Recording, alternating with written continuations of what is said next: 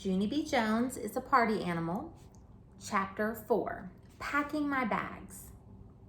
The next morning was Saturday. I jumped out of bed and runned into the kitchen.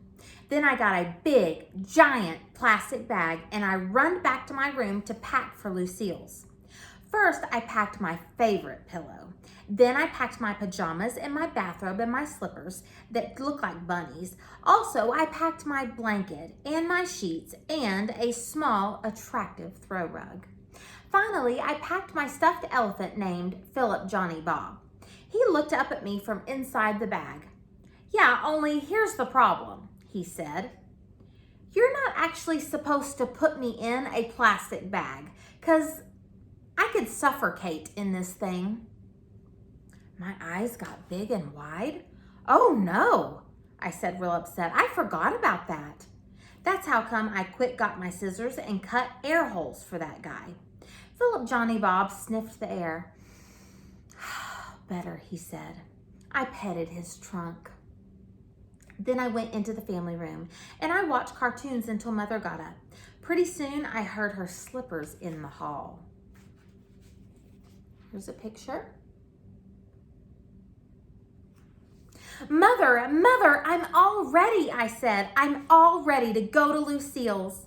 I pulled Mother into my room and showed her my plastic bag. Mother shook her head. "Way too much stuff," she said. Then she got a teeny suitcase from a shelf and she packed my pajamas and my slippers and my robe and my toothbrush.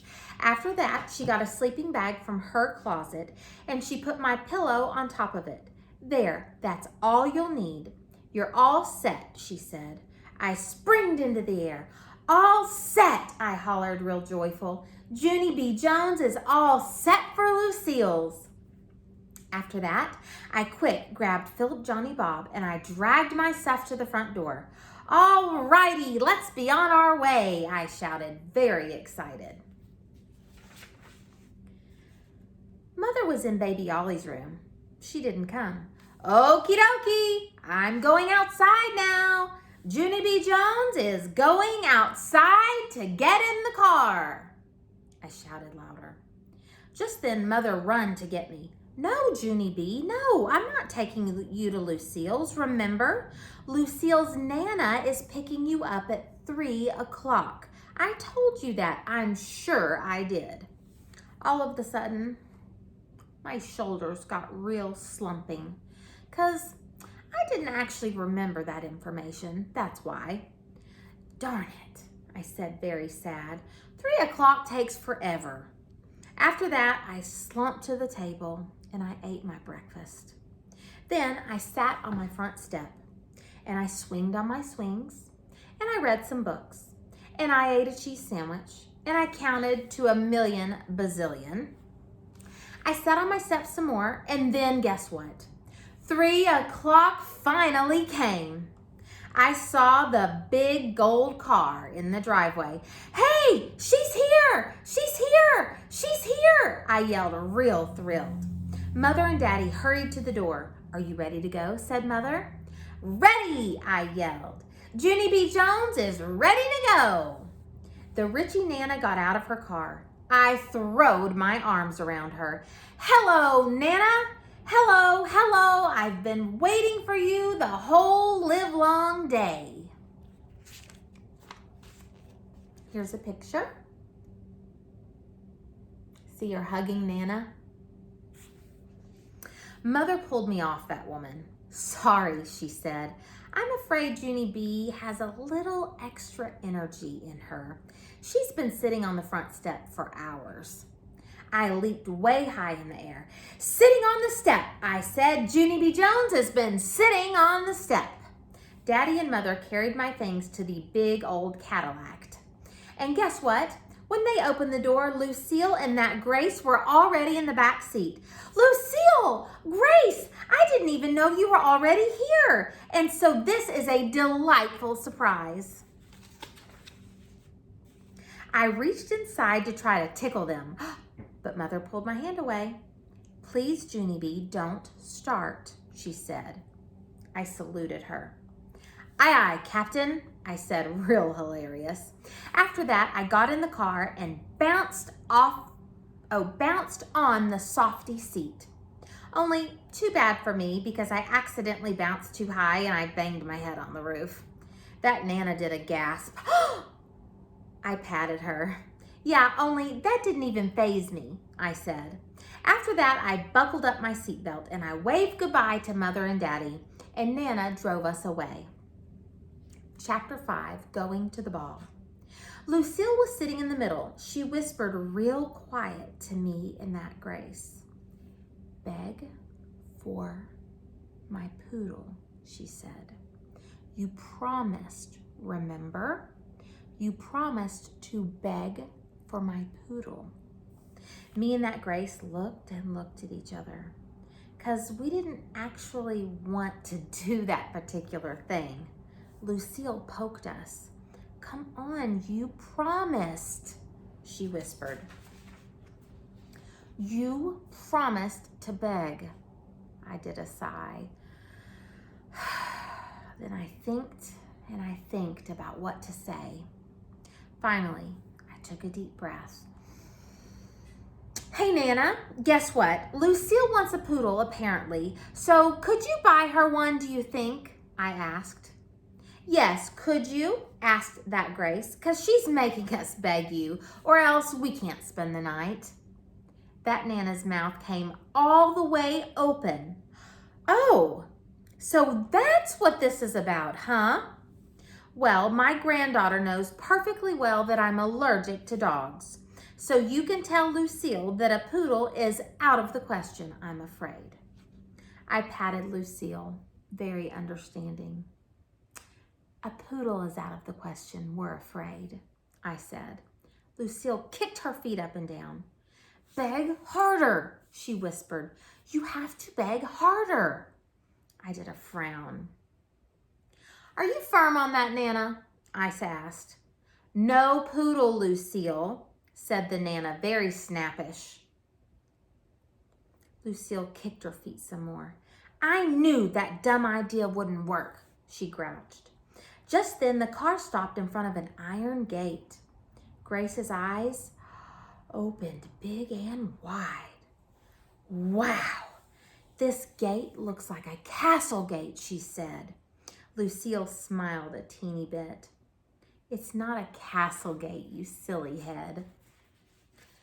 Grace, she said, this is a gate to my house. The Nana pushed a button and the gate opened right in front of our eyes. Hey, that button is like magic, I said. Lucille smiled bigger. After that, the Nana drove down a long driveway.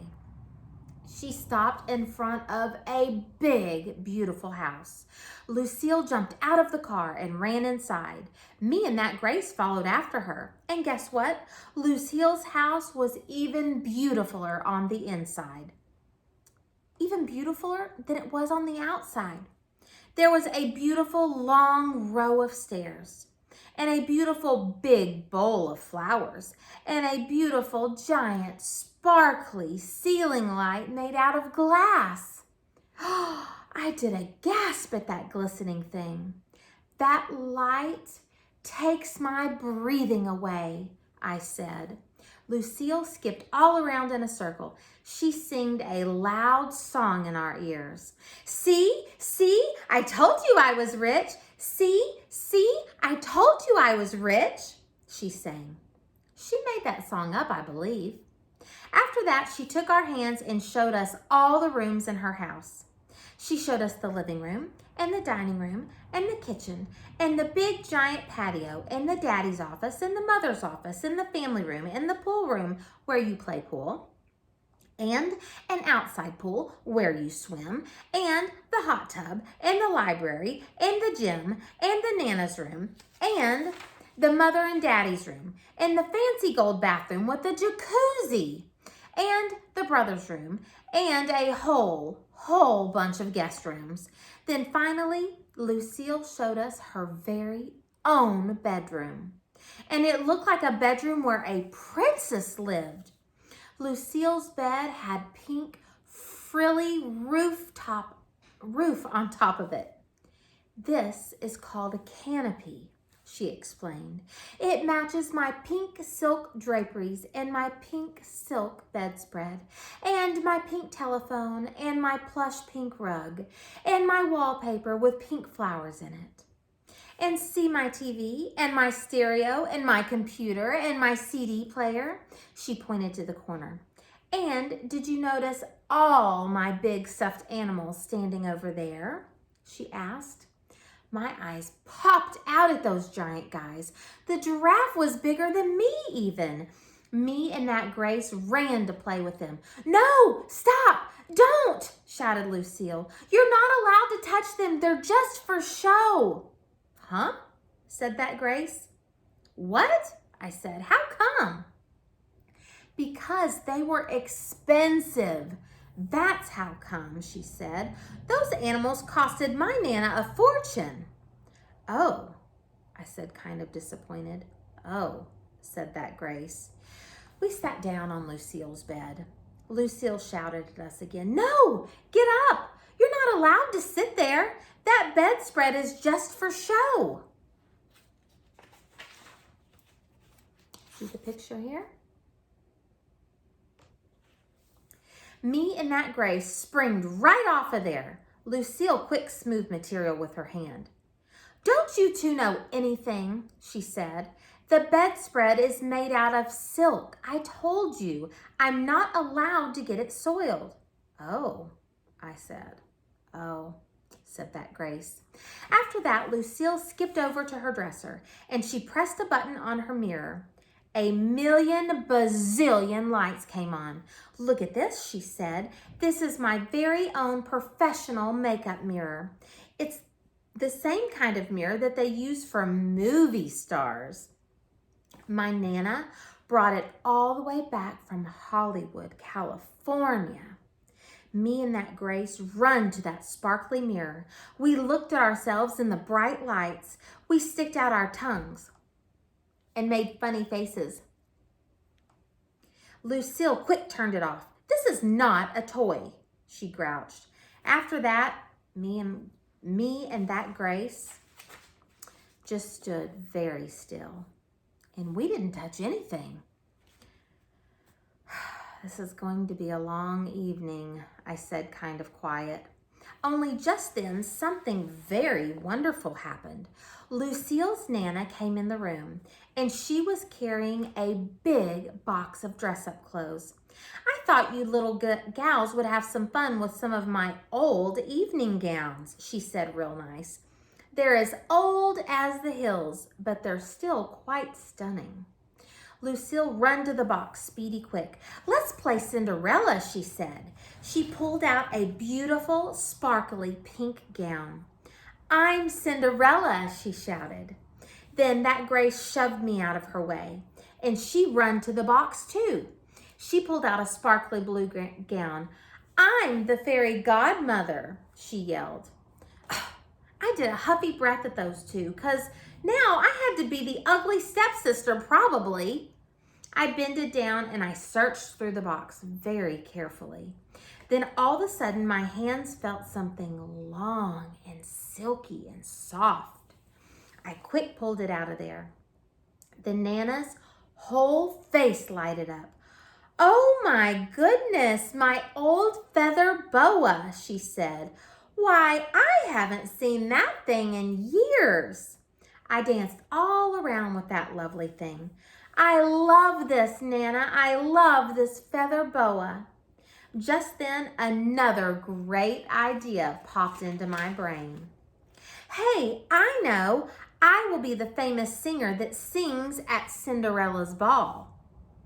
Lucille and Grace looked funny at me. What singer? Said Lucille. There's no singer, said that Grace. I stamped my foot at them. Yes, there is. There is too a singer, and I'm her. And my name is Florence, the famous singer. And I will be performing show tunes from the hit musical Annie, so there. Lucille and Grace shrugged their shoulders at me. Then they dressed up in their beautiful gowns, and they went to the ball, and I sang, the sun'll come out tomorrow.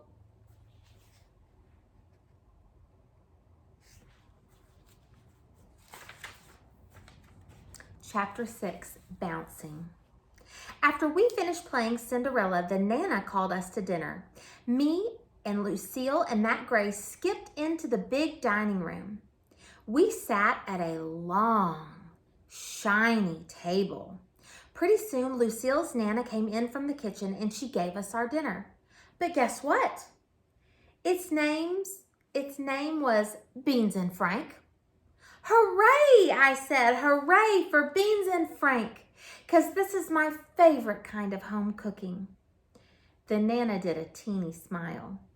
We usually have a cook, but I gave her the night off, she said. After that, the Nana poured milk into beautiful, sparkly glasses. Ooh, Nana, these are your best crystal glasses, said Lucille, real thrilled. I love these expensive things. Me too. I love these expensive things too, I said. Only too bad for me because no one even told me that crystal glasses were very heavy. And so when I picked up my glass, it slipped right out of my hands and fell onto the floor and broke into lots of pieces. Lucille's whole mouth came open. Oh no, you broke it. You broke my Nana's crystal glass. The Nana's face was reddish and scrunchy. Sorry, Nana, I said real soft. Sorry, I broke your crystal glass. The Nana sucked in her cheeks all the way to her head. Let's just try to be more careful, shall we, dear? She said. I bobbed my head up and down. We shall, I said back. After that, I ate my Beans and Frank very careful, only pretty soon my Frank spilled off my fork and it landed on the Nana's white tablecloth. Oh no, hollered Lucille. That's my Nana's good linen tablecloth. She brought it all the way from Ireland. The Nana's face was twisty and puffy. I pushed my plate away from me. My stomach felt in a tight knot. Yeah, only guess what? I'm actually not hungry anymore. And so I'll just sit here and not spill anything, I think. That Nana cleaned up my messes with a wet cloth. After she finished, she brought us chocolate ice cream for dessert. Only too bad for me, 'cause a teeny plop of ice cream dropped right off of my spoon and it landed on my chair cushion. The Nana did a big breath. You're a bit of a bull in a china shop, aren't you, dear? She said. Sorry, Nana, I said. Sorry, sorry, sorry. That Nana patted my hand, very stiffish. Quite all right, she said, kind of mumbly. After that, I got down from the table. Me and my friends went back to Lucille's room. And guess what? Things got funner.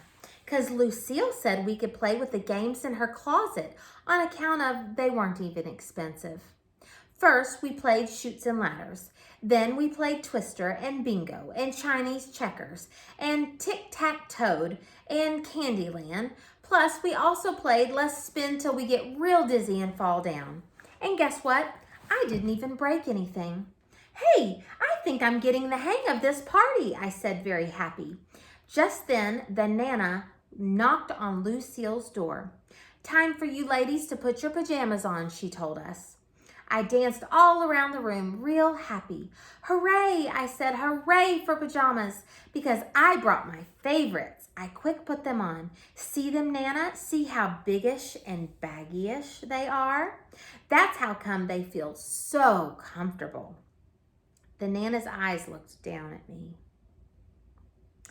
How very charming, she said. Just then, that Grace jumped right in front of me. Look at mine, Nana, she said. See mine? My pajamas have neon green polka dotties on them. How very colorful, said the Nana. All of a sudden, Lucille popped out of her big closet. Ta-da! Look at me, everyone. I'm wearing my beauteous pink satin nightie. See me? See how lovely I look? I look like a gorgeous model in this thing, she said. Lucille, let me and Grace feel that material. How very smoothie, I said. After that, me and Grace unrolled our sleeping bags on the floor, and the Nana took the silk bedspread off Lucille's bed. Time to get your beauty sleep, princess, she told Lucille. Then those two kissed and hugged goodnight, and the Nana shut the door. And guess what? Lucille didn't even get in bed. She kept twirling all around in her pink satin nightgown.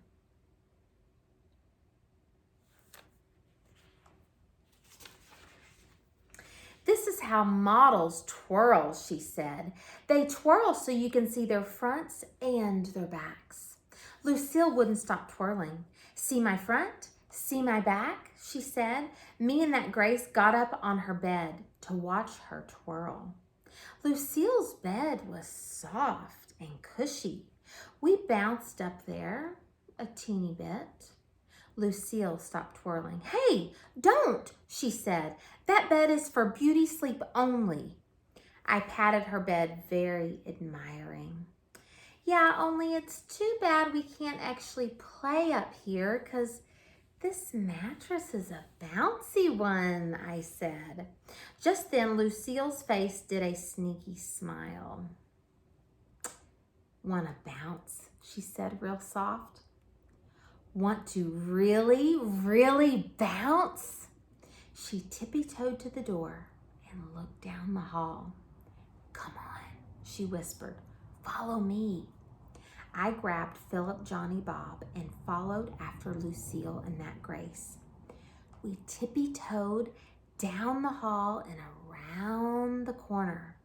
Then Lucille opened the door to a big guest room, and there was a giant bed in that place. See it, she said. See how huge that bed is? My Nana had it specially made in case we have tall company. Come on, let's go, she said. So all of us runned into that big bed speedy quick, and we jumped and jumped and jumped on that thing. I sang a joyful song. It's called Jumping, Jumping, Jumping on the Giant Bed. Jumping, jumping, jumping on the giant bed, I sang. Only too bad for me, because all of a sudden I remembered something very important. And it's called Mother and Daddy Said No Jumping. I got off the bed speedy fast. Yeah, only here's the problem, I said. I'm not actually allowed to jump, because Mother and Daddy said no jumping, and so you guys should stop jumping too, because that would be polite of you. Lucille and Grace didn't pay any attention to me. That's how come I had to get back on the giant bed and shout in their faces. Stop jumping, I said, because I'm not allowed to jump and you guys shouldn't jump too. Grace springed way high in the air. Who's jumping? I'm not jumping, she said. She giggled very silly. I'm bouncing. Just then, my whole face got happy. I hugged and hugged that girl because Mother and Daddy didn't say I couldn't bounce. After that, I bounced and bounced and bounced. Bouncing, bouncing, bouncing on the giant bed, I sang. I bounced till sweat came on my head. Then I flopped down on the bed to rest. I flopped on a plumpery pillow. Ooh, Lucille. This plumpery pillow, it's the most plumpery pillow I ever saw, I told her. Of course it is, silly, said Lucille. That's because my Nana has all her pillows handmade in Sweden. I quick swinged the plumpery pillow over to my friend Grace. Grace, Grace, feel how plumpery the pillow is, I said. Only Grace didn't actually see it coming and it accidentally hit her in the head. I peeked at her. under that thing. Yeah, only that didn't even harm you, I bet. 'Cause plumpery pillows don't hurt people. Right, Grace? Right? Then Grace did a teeny grin. She took the plumpery pillow off her head and she swinged it all around till she hit me in the tummy. Oof, I said. Then I laughed and laughed. Hey, I was right. Plumpery pillows don't hurt people. After that, I hit Lucille in the head with the plumpery pillow. Plus also I hit Grace again. And then those guys got their own plumpery pillows and all of us kept hitting each other. Very fun. Only just then, a mistake happened. Because I didn't even know there was a rip in my plumpery pillow. And so the next time I hit Grace, all of my feathers exploded out of the pillow. There was a million bazillion of those floaty things. They filled the whole air practically. Lucille did a gasp. That Grace did a gasp too. I danced around very giggling. Hey, it's snowing, I said. It's snowing, it's snow. Just then, the door swinged open very fast. It was Lucille's Nana. She saw me holding the broken plumpery pillow. My heart pounded hard inside of me. Hello, I said, very nervous. How are you today? I'm fine, except I'm having a bit of a feather problem, apparently. Then she took my pillow out of my hands and she hid her face in that flatty thing. And she didn't come out for a real long time. Chapter 7, Peeping. After a while, the Nana took us back to Lucille's room. Me and Philip, Johnny, Bob got in our sleeping bags speedy fast. Then that Grace got in her sleeping bag too, and Lucille got on her softy bed. Not one more peep out of you girls, said the Nana, very grouchy. Do you hear me? Not one more peep. She turned off the light, shut the door. I stayed quiet a real long time. 'Cause I was scared of that woman, that's why. All of a sudden, I heard a teeny voice. Peep, it said. It was Lucille. Me and that Grace giggled out loud at her. Peep, said that Grace. Peep, I said. Peep, said Philip, Johnny, Bob. Then pretty soon all of us were peeping all over the place. Peep, peep, peep, peep, peep, peep, peep, peep, peep, peep, peep. Louder and louder. Peep, peep, peep, she said. Also, she was giggling very hard. Finally, me and that Grace sat up in our sleeping bags. We stared at that girl. Lucille is peeping out of control, said that Grace. Maybe she's overly tired, I said. Overly tired makes your brain go silly. Peep, said Lucille. Peep, peep, peep, peep, peep. Just then, Lucille's Nana opened the door again. Silence! She yelled real scary. Shivers came on my skin. Then all of us quick crawled under our covers again. We closed our eyes and we didn't say another peep. Chapter 8, Morning. Morning came very early. It was still dark outside. I jiggled Lucille and that Grace. I'm hungry, I said. Are you guys hungry? I'm really, really hungry. I shook them some more. Let's eat. You want to eat? I'm really want to eat. Finally, Lucille and Grace yawned and stretched. Then all of us put on our bathrobes, our slippers, and we went down the hall to get Nana for breakfast. Lucille shaked her head real gentle. Wake up, Nana, she whispered. Wake up, Nana, said that Grace. Wake up, Nana, I said. The Nana did a snore. That's how come we had to pull her up by her arms. And we turned that bright light in her face. Nana yawned. Oh, real big. It was not pleasant. After that, she got her robe and her slippers and she went downstairs with us. We sat at the long dining room table again. The Nana passed out cereal bowls. Oh, Nana, these are the brand new China bowls you bought in France. See the picture? These are my favorite, said Lucille. All of a sudden, I felt a knot in my stomach again. I tapped on the Nana's hand. Yeah, only here's the problem. I think I would like to have a plastic cereal bowl, 'cause plastic's more my style. The Nana rolled her eyes way up at the ceiling. I looked up there too, but I didn't see anything. I don't own any plastic cereal bowls, she said. After that, she brought in the orange juice and she poured it into teeny crystal glasses. I got down from my chair. Yeah, only guess what? I think I will just stand here and not eat, or else I might spill something again, I said. The Nana looked and looked at me. Then she went into the kitchen and she brought me back a banana. Here, try this, she said, kind of nicer. I did a smile. Then I ate my banana very careful and I didn't spill a drop. Mother picked me up at 9 o'clock. She came into the Nana's big, beautiful house to get me. My, what a lovely home you have here, she said to the Nana. Then my mother walked to the big bowl of beautiful flowers and she tried to smell those lovely things. No, don't. They're just for show, probably, I hollered at her. After that, I did a goodbye to all my friends. I thanked the Nana, and I quick pulled Mother out of that house, or else she might break something. That's why.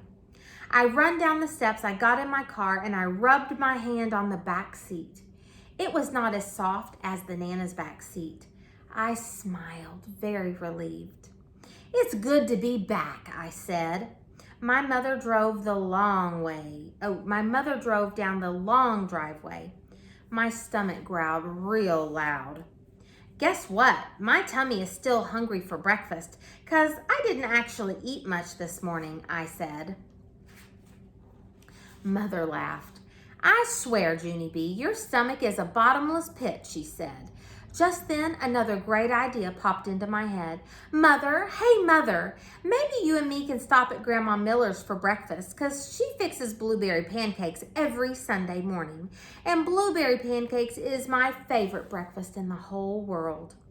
Mother thinked about my offer. Then all of a sudden, she turned around the car and we drove to my Grandma Miller's house. That's where we were just in time. Oh, and we were just in time for blueberry pancakes. We ate a million bazillion of those delicious things. Plus, I also drank orange juice out of a plastic glass. Hooray, I said, hooray for plastic. Then me and Grandma Miller hugged and hugged. And guess what else? I think I like my regular Nana just perfect. Isn't that funny?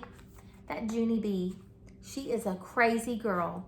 I hope that you enjoyed this book as much as I enjoyed reading it to you. And remember, Mimi loves you. Bye.